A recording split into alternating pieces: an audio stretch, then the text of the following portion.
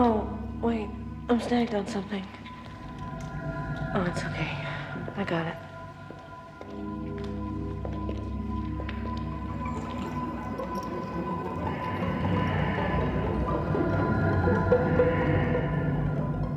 I wanted to give them a roller coaster ride, one that they couldn't get off of for an hour. And I think that we've succeeded in doing that, first and foremost. It's become a lot of other things, but I think it is a scary show. That's what's most important about it, and that's why I think it's a universal, or I should say an international phenomenon now. X-Files has really caught on because I think people around the world like to be scared. When I created the X-Files, I knew that I wanted to depart as quickly as possible from the UFO extraterrestrial storyline, because I knew that the stories couldn't sustain themselves, or the series couldn't sustain itself just by telling that kind of story. In the conception of Squeeze, the monster, who was a guy who could squeeze through the tiniest places, really was the idea that, of Jim Wong and Glenn Morgan, who had come onto the show. And I think that they not only wrote a wonderful character in Mr. Toombs, but they cast a great actor in Doug Hutchison to play the part. He's as scary as the part was written.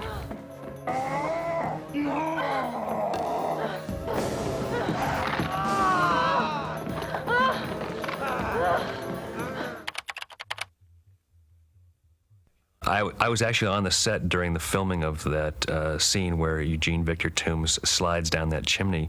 We hired a contortionist, a man who could actually squeeze into very tiny places, to do the actual squeeze down the chimney. And then the shot you see where you're looking upwards and Eugene is reaching down and his hand stretches is the magic of the art director, whose name was Michael Nemirsky, and the man who did the effect, whose name is Matt Beck, who's done 3 years of the X-Files and done a wonderful job for us. They had him reach down over and over, and then with a computer-generated imager, they were able to take his fingers and elongate them, and the added sound effect, I think, really completes the scare. The idea for the liver eating and for the nest and for the bile really came from Jim and Glenn wanted the character to harvest the livers of people, do it on a schedule, so that in fact if we didn't catch this character, he would disappear again and go into hibernation. This is a nest. Look. It's made out of rags and newspapers. This looks like the opening. Think there's anything inside?